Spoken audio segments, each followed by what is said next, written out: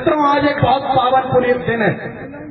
आज के दिन उस महामना को हम याद करते हैं जिसने इस देश की आजादी को दिलाने के लिए अपने प्राणों की आहुति दी।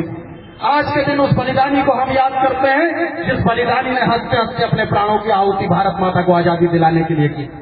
ऐसे महामना और ऐसे महानायक की प्रेरणा स्रोत यदि किसी का कोई हो सकता है तो मैं मानता हूं कि युवाओं का कोई प्रेरणा स्रोत होता है तो पंडित चंद्रशेखर आजाद है, राम प्रसाद बिस्मिल है, भगत सिंह है, जो युवाओं को अपनी प्रेरणा देकर युवाओं को सकारात्मक दृष्टिकोण के साथ भारत माता के लिए काम पर लगा सकते हैं। लेकिन मित्रों, मुझे दुख होता है इस बात को कहने पे कि यदि हम राजगुरु को याद करते हैं तो कुछ राजनीतिक दल इस देश के अंदर है जो अफजल गुरु को याद करते हैं। इसलिए मैं बड़ी निंदा करना चाहता हूं इस मंच के माध्यम से कि ऐसे राजनीतिक लोग जो जिनको हम भारतीय जनता पार्टी के लोग, भारतीय जनता युवा मोर्चे के लोग इस देश में यदि याद करने की बात आती है तो हम स्वामी विवेकानंद को याद करते हैं, ये महर्षि अरविंद को याद करते हैं। महर्षि अरविंद की वो कर्म भूमि है। महर्षि अरविंद ने क्या सोचकर इस देश के बारे में कहा होगा, इसलिए आज हमको विचार करने की आवश्यकता है कि इस देश में किस प्रकार की राष्ट्रवादी ताकतें बढ़ती चली जा रही हैं, इस देश को किस तरह से विभाजन करने की बात करते चले जा रहे हैं। आज मुझे इस बात को कहते हुए बड़ा संकोच, बड़ी शर्म आती है कि आज इस देश के अंदर सर्वाधिक जो बड़ा कैंपस है जिसको हम जेएनयू के नाम से जानते हैं, उस कैंपस से मेरा व्यक्तिगत जुड़ाव इसलिए है क्योंकि दिल्ली विश्वविद्यालय के 2 बार चुनाव का मैं प्रभारी रहा हूं। इसलिए उस जेएनयू के चुनाव में मेरा जाना हुआ था। मैंने देखा कि किस प्रकार की राष्ट्रवादी ताकतें जेएनयू के अंदर फल रही है, फूल रही है। लेकिन मुझे उसके बाद भी ये दुख इस बात का होता है कि इस देश की एक राजनीतिक पार्टी को संचालित करने लोग और जो भी तथाकथित लोग जिन्हें युवाओं का प्रेरणा स्रोत कहते हैं, वो इस बात को लेकर यदि कोई नारे लगाता है कि भारत तेरे टुकड़े होंगे, इंशाअल्लाह इंशाअल्लाह भारत के टुकड़े होने तक आजादी की जंग हमारी जारी रहेगी। भारत के विभाजन की रचना को रचने वाले लोगों को जब ये बात बुलंद की जाती है तब इस देश का एक राजनीतिक नेतृत्व करने वाला जिसे उसकी पार्टी के लोग युवाओं का प्रेरणा स्रोत कहते हैं, वो इस बात को कहता है कि इस बार जिस प्रकार की घटना हुई है उन पर जो कार्रवाई की गई है वो कार्रवाई अनुचित है और अभिव्यक्ति की स्वतंत्रता की बात कर वो राजनीतिक दल काम करता है। इसलिए मित्रों, मैं आपसे कहना चाहता हूं कि ये बात सिर्फ जेएनयू के कैंपस की नहीं है, ये आपके महाराजपुर, लौड़ी और चंदला की भी बात है, ये आपके क्षेत्र में रहने वाले लोगों की भी बात है, आपके खजुराहो की भी बात है, छतरपुर में रहने वाले सुदूर ग्रामीण क्षेत्र की भी बात है कि जिस भारत माता की आजादी को हम अक्षुण्ण बनाए रखने के लिए लड़ रहे हैं, जिस भारत माता को सर्वोपरि मानकर विश्व गुरु बनाने के लिए हम प्रयास कर रहे हैं, उस भारत माता को नीचा दिखाने के लिए कुछ राजनीतिक संगठन के लोग एक साजिश रचकर इस देश में विभाजन का कुचक्र रचना चाहते हैं। इसलिए मैं युवा तरुणाई से आज आग्रह करना चाहता हूं कि पंडित चंद्रशेखर आजाद के उस जीवन चरित्र को अपने जीवन प्रवाह पर उतारिए, अपने जीवन पर आत्मसात करिए, अपने जीवन प्रवाह पर उतारकर अपने आप को आगे बढ़ाइए, मध्य प्रदेश को आगे बढ़ाइए और इस देश को पूरे विश्व में आगे बढ़ाइए। ये निवेदन करने के लिए मैं आपके बीच में आया हूं। मित्रों, मैं युवा तरुणाई से एक आग्रह और करना चाहता हूं कि मित्रों, युवा तरुणाई, यदि आप में है जान तो जिंदा हो तो जिंदा नजर आना जरूरी है। यदि आपके उसूलों पे हो आघात तो टकराना जरूरी है। इसलिए मित्रों, मैं आपसे कहना चाहता हूं कि बिल्कुल मत शांत रहिए, बिल्कुल मत बैठिए। इस मुद्दे को लेकर गांव-गांव, हर गली-गली, हर दरवाजे पर भारतीय जनता युवा मोर्चा खटखटाएगा। हमारे आदरणीय अध्यक्ष जी के नेतृत्व में पूरे मध्य प्रदेश के अंदर इसको लेकर हम आंदोलन कर रहे हैं। अलग अलग स्थानों पर जाकर इस बात के लेकर हम राउंड टेबल डिस्कशन कर रहे हैं। समाज के अन्य वर्ग हो, चाहे शिक्षित वर्ग हो, चाहे किसान वर्ग हो, चाहे युवा हो, चाहे नौजवान हो, चाहे माताएं हैं, बहनें, बुजुर्ग, सारे लोगों के बीच में जाकर इस प्रकार के कुचक्र को रचने वाली ये कांग्रेस की पार्टी का चरित्र समाज के सामने उजागर करना होगा।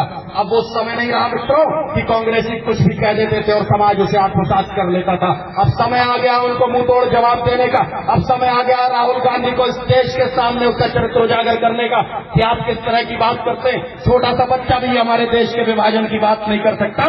यदि कोई बात करता है तो हमारे राष्ट्र की बात करने के लिए हम उसके साथ खड़े हैं। लेकिन मित्रों, इस प्रकार के कुचक्र रचे जाते हैं। इसलिए मैं आपसे निवेदन करना चाहता हूं, भारतीय जनता युवा मोर्चे के कार्यकर्ता होने के नाते हमारी नैतिक जिम्मेदारी है कि हमारी आजादी को अक्षुण्ण बनाए रखने के लिए जो प्रयास हम कर सकते हैं वो प्रयास हमको करना चाहिए।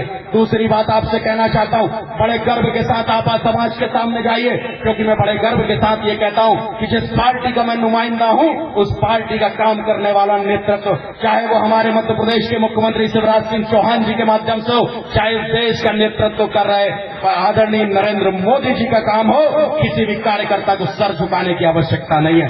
गर्व से हम जा सकते हैं, हम समाज के सामने जा सकते हैं। हमने कोई काम ऐसा नहीं किया है जिससे हमारा सर शर्मिंदा से नीचा हो। हमने इस देश को, इस प्रदेश को विकास की गंगा की तरफ आगे बढ़ाया।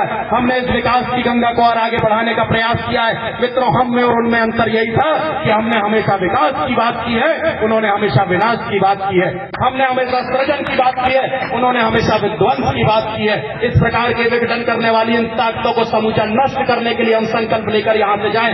इस बात की प्रेरणा लेकर छतरपुर के युवा मोर्चे के कार्यकर्ता इस युवा सम्मेलन से निकले कि हम ऐसी सभा बना देंगे, जलाकर हवा चला देंगे, और जो उठाएगा मेरे प्रदेश देश पर बुरी नजर, उसका इस जमीन से नामो निशान मिटा देंगे।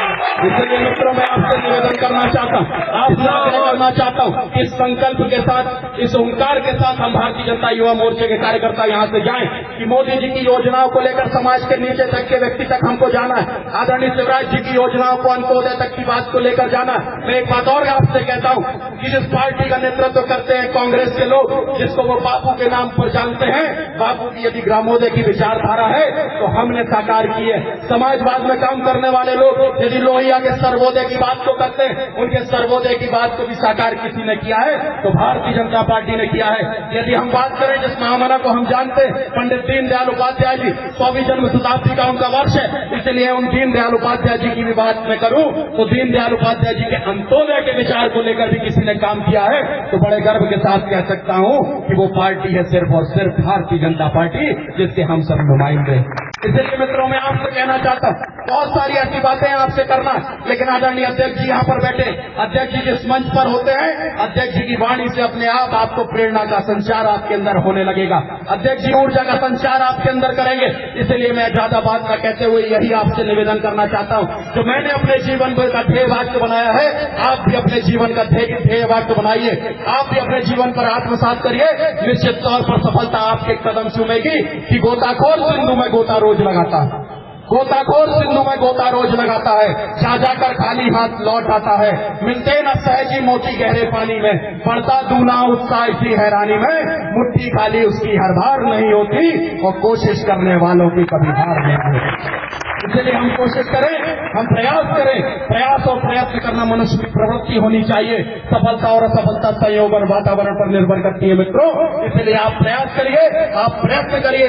मैं आपको विश्वास पूर्वक ये बात कहता हूँ कि मध्य प्रदेश का नेतृत्व आपके साथ है, युवा मोर्चे का हमारा नेता आपके साथ है, हमेशा आपके साथ कंधे से कंधा मिलाकर हम सब नौजवान साथी आपके साथ खड़े रहेंगे। आपने बड़ी धैर्यता से मुझे सुना, आदरणीय अध्यक्ष जी का उद्बोधन अभी होना है, आपने बड़ी धैर्यता के साथ मुझे सुना और इतनी देर तक आपने मुझे सुना, उसके लिए मैं बहुत बहुत धन्यवाद देते हुए अपनी वाणी को विराम देता हूँ। एक बार दोनों हाथ उठाकर ऐसे कमल का फूल बनाइए और बोलिए भारत माता की, भारत माता की, वंदे वंदे। बहुत बहुत धन्यवाद। जय मध्य प्रदेश, जय छतरपुर।